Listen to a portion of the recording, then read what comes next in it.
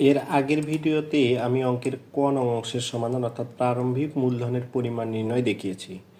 এখন আমি এই খ নং অংশের সমাধান অর্থাৎ ব্যাংক সংক্রান্ত লেনদেনগুলোর জাবেদা তৈরি করো এই অংশটির সমাধান করে দেখাচ্ছি। এখানে আমরা জানি যে যেহেতু জাবেদা তৈরি করতে বলছে আমাদের, আমরা জানি যে জাবেদা সবসময় 5 কলাম বিশিষ্ট হয়ে থাকে।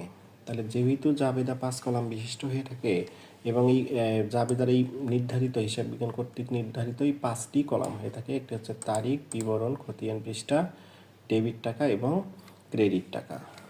এখানে বলছে দেখো, গুরুত্বপূর্ণ যে বিষয়টি এখানে নোট করে রাখতে হবে সেটা হচ্ছে ব্যাংক সংক্রান্ত লেনদেনগুলোর জাবেদা করতে বলছে আমাদের।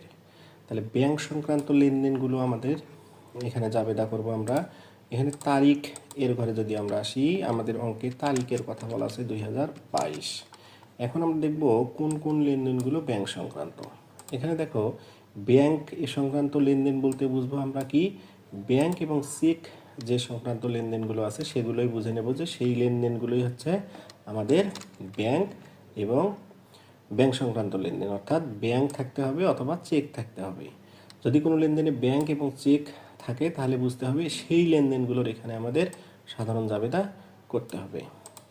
এখন আসো দেখো, তাহলে প্রথম 4 তারিখ, তাহলে আমরা এখানে 4 তারিখে দেখো কি বলছে, ব্যাংক হিসাব খোলা হলো 20,000 টাকা। যেহেতু ব্যাংক আছে তার মানে এই লেনদেনটা অবশ্যই ব্যাংক সংক্রান্ত। তাহলে আমরা তারিখের ঘরে কত দেব, তারিখের ঘর হচ্ছে আমাদের কত, 4।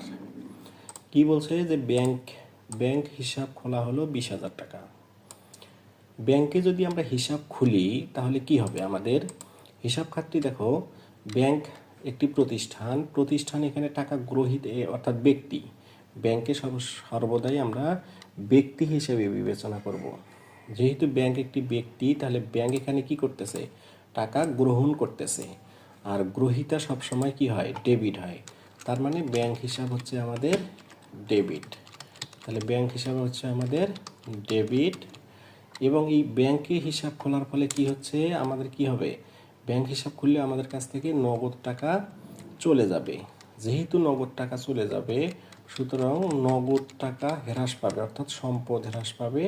সম্পদ হ্রাস পেলে সবসময় ক্রেডিট হয়। কীভাবে, কত টাকা হবে, 20,000 টাকা। তাহলে ডেবিট ঘরে আমাদের হবে 20,000 টাকা এবং ক্রেডিট ঘরেও আমাদের হবে 20,000 টাকা। তাহলে 20,000, এটি গেল আমাদের একটি লেনদেন। এখানে মনে রাখবে যে প্রত্যেকটি লেনদেনে অবশ্যই লেনদেন শেষে আমাদের কি করতে হবে, আমাদের প্রতিটি লেনদেন শেষে অবশ্যই আমাদের এটিকে একটু মন্তব্য লিখতে হবে। কি লিখবো, যেহেতু ব্যাংক হিসাব, এখানে কি লিখবো, যে যেহেতু ব্যাংক হিসাব খোলা হলো, এটি ব্যাংকে টাকা জমা দিয়ে যেহেতু আমরা হিসাব খুলেছি, সুতরাং ব্যাংক হিসাব খোলা হলো, এটি আমাদের এখানে লিখে দিলাম।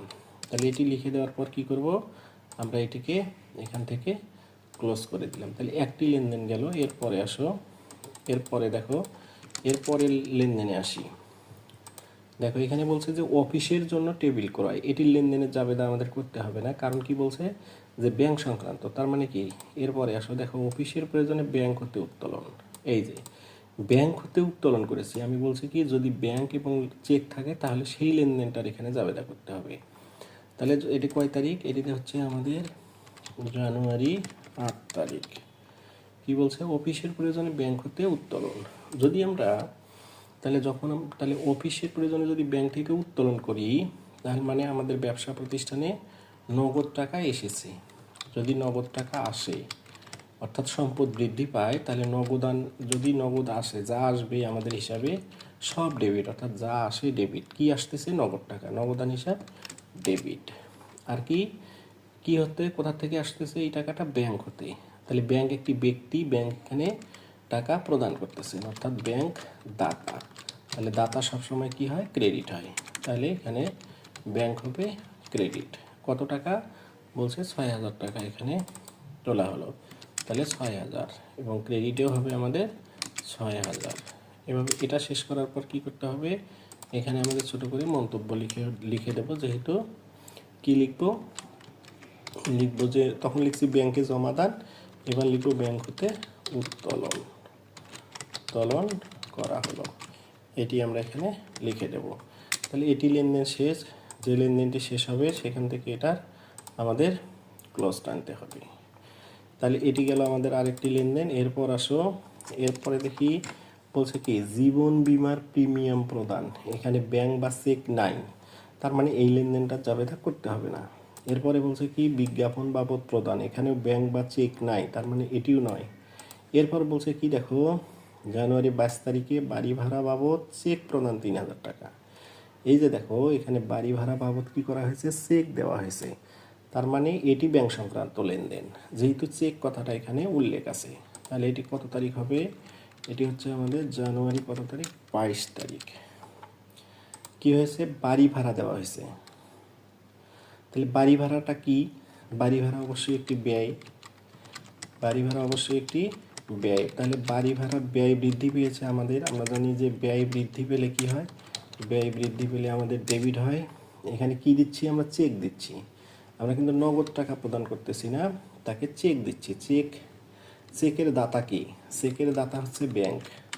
তাহলে ব্যাংক দাতা হলে কি হয়, দাতা সবসময় ক্রেডিট হয়। তাহলে চেকের দাতা ব্যাংক, তার মানে ব্যাংক হিসাবে এখানে ক্রেডিট হবে। কত টাকা চেক দিচ্ছি আমরা এনাকে, 3000 টাকা। তাহলে 3000 ডেবিট এবং 3000 হবে ক্রেডিট।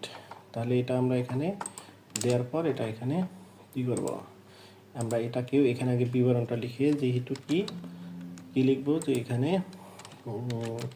আমরা লিখে দিই যে বাড়ি ভাড়া বাবদ চেক প্রদান করা হলো, এটি আমরা এখানে লিখে দিলাম। এখন কি করব, অনুরূপভাবে আমরা এটিকেও এখান থেকে ক্লোজ দেব, এটা আমরা ক্লোজ দিয়ে দিলাম। এরপরে আসো দেখো হচ্ছে কি 30 তারিখ ব্যাংক কর্তৃক সুদ মঞ্জুর করা হলো, অর্থাৎ এখানে ব্যাংক আমাদের কাছ আমরা কি ব্যাংক কর্তৃক সুদ মঞ্জুর করা হলো, অর্থাৎ কি ব্যাংক হচ্ছে আমাদের সুদ বাবদ অর্থ আমাদের অ্যাকাউন্টে জমা করলো। তাহলে কত তারিখে এটা, ব্যাংক 30। তাহলে এটি কিন্তু আমাদের একটি আয়, ব্যাংক সুদ মঞ্জুর করলো মানে সুদ মাফ করে দিল, মওকুফ করে দিল, অথবা প্রদান করলো। তাহলে এখানে ব্যাংক সুদ মঞ্জুর করলে এই জাবেদাটা তোমরা একটু মনে রাখবে, ব্যাংক যদি সুদ মঞ্জুর করে তার ব্যাংক হিসাব হবে কি, ব্যাংক হিসাব হবে আমাদের ডেবিট, এবং কি হবে ব্যাংক সুদ হিসাব হবে আমাদের, ব্যাংক সুদ হিসাব হবে আমাদের সবসময় ক্রেডিট। তাহলে ব্যাংক সুদ হবে ক্রেডিট। ক্রেডিট কত টাকা, বলছে যে 200 টাকা, ব্যাংক সুদ মঞ্জুর করছে এখানে আমাদের 200 টাকা। তাহলে 200 টাকা ক্রেডিট। অনুরূপভাবে আমরা এখানে লিখে দেব, কি লিখে দেব, এই ব্যাংক কর্তৃক সুদ মঞ্জুর, আমরা এখানে লিখে দিলাম ব্যাংক সুদ মঞ্জুর করা হলো, এটা আমরা এখানে ক্লোজ করে দেব। অনুরূপভাবে এই পুরো অঙ্কটি আমরা এখানে করলাম, এবং আমার পরবর্তী অঙ্কে এই অঙ্কের গ নং অংশের সমাধান করা হয়েছে। তোমরা যদি অঙ্কটির পুরো অঙ্কগুলোর ধারাবাহিক সমাধান পেতে চাও তাহলে আমার চ্যানেলটি অবশ্যই সাবস্ক্রাইব করবে, কারণ আমি অঙ্কগুলোর সমাধান ধারাবাহিকভাবে আপলোড করতেছি, যার কারণে সাবস্ক্রাইব করা থাকলে তোমাদের কাছে পর্যায়ক্রমে অঙ্কটির পরপর সমাধান তোমার মোবাইলে নোটিফিকেশন আকারে যাবে, যাতে তোমরা সহজেই সেগুলো আয়ত্ত করতে পারবে।